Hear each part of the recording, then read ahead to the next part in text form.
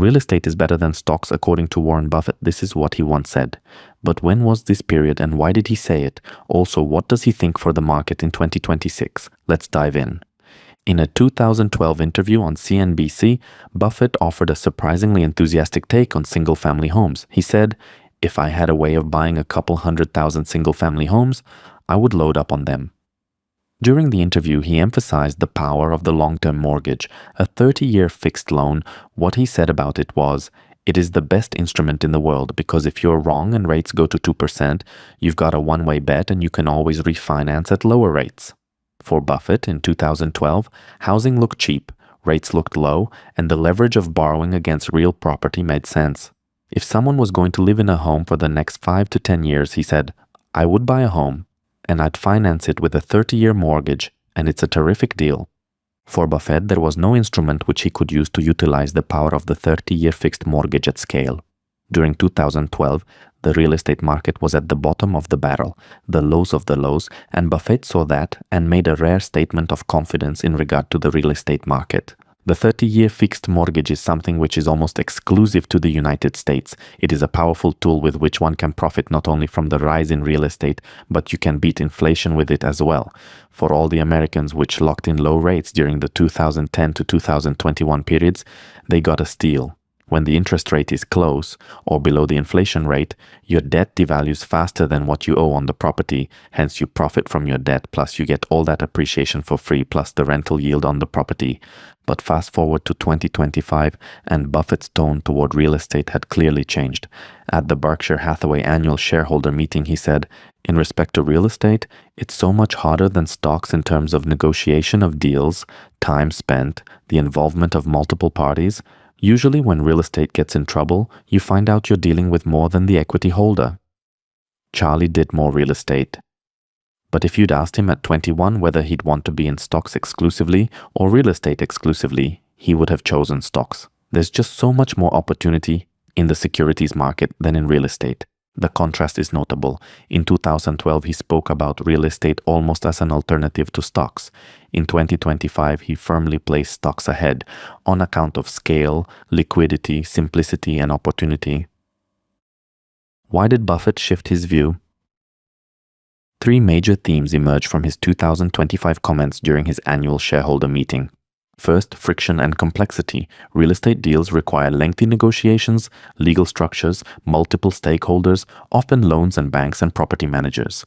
Buffett pointed out that in the stock market, you can, on a good price, buy millions or billions of dollars of shares in minutes. For real estate, after you agree on the deal, you often enter a second phase of renegotiation, work, delays. At age 94, he said he'd rather avoid the drawn-out process. Second, scale of opportunity. The US securities market offers global size, relative anonymity, and rapid execution. Real estate often means dealing with one owner or one large family holding a property for decades.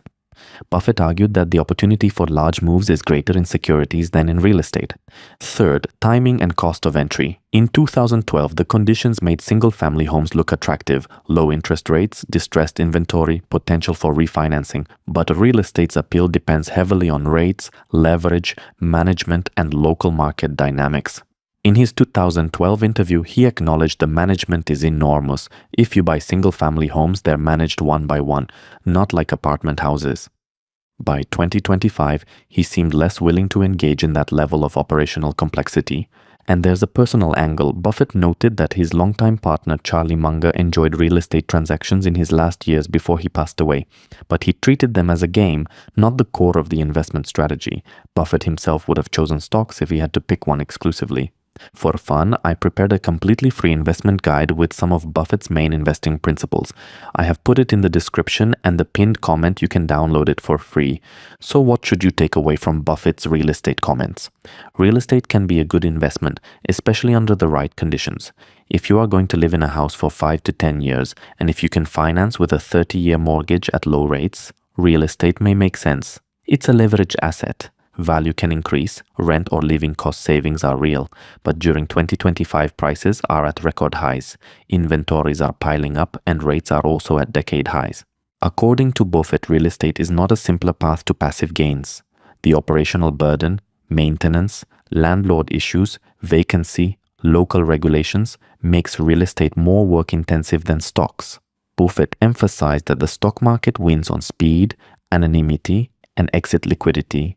Liquidity and optionality matter. In stocks, you can enter, exit, scale up or down, do large positions quickly. Real estate is tied down. You can't sell part of a single family home easily. You can't instantly scale or redeploy capital. Opportunity cost. For Buffett, the default capital allocation tool is his own business or buying stocks. Real estate must compete with the best alternative uses of capital.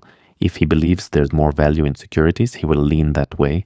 Then comes transactional costs. While he also pointed out that the risk in real estate is higher, he pointed to the failures, properties where developers overextended, population trends reversed, banks dragged. He cited Zeckendorf and the 1960s Century City and other large real estate ventures that turned sour. In 2012, Buffett said, "Single-family homes are cheap now too. If I had a way of buying a couple of 100,000 single-family homes, I would load up on them. I would take mortgages out at very, very low rates."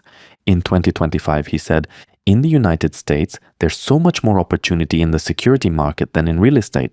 Real estate usually deals with a single owner or a family that's held it a long time. Maybe they've borrowed too much money. Maybe the population trends are against them. The shift is consistent with the conditions."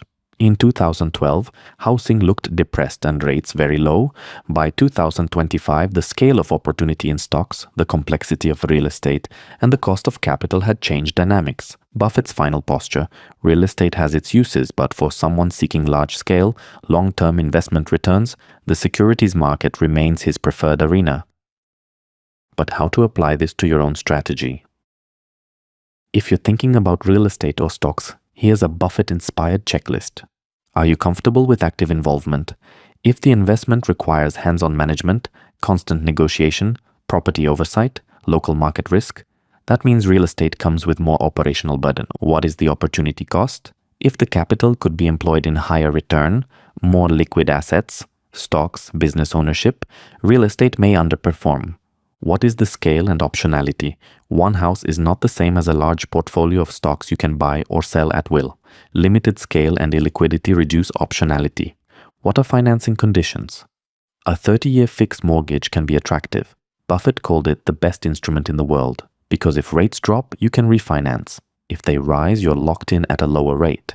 But if interest rates are high, debt costs heavy, the margin narrows. This is the 2025 situation. What's the realm of risk? Real estate risk includes local population trends, zoning changes, property-specific issues, debt overhang. Stocks carry risk too, but they may offer more diversified exposure.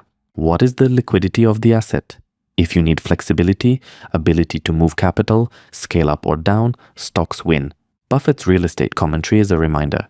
Investing is not about picking an asset class for life. It's about choosing the right tool for the job, given your scale, structure, comfort, and opportunity set. Warren Buffett is an investor in stocks first, real estate second, and yet he has also at times treated real estate like a genuine opportunity. The story of his shifting view on property reveals a deeper lesson. What matters is not just the asset class, but the ease of deployment, the scale of opportunity, and the match to your temperament and structure. In 2012, real estate looked like a doorway to leverage, relative cheapness, and mortgages that offered optionality. In 2025, it looked like a door with heavy hinges and stairs you had to climb. Stocks, by contrast, looked like a wide highway. For Buffett, the lesson is simple. The asset isn't the hero. The investment context is. Whether you're buying houses or shares, what matters is the opportunity, the terms, the complexity, and above all, the ability to deploy capital wisely and move when you need to.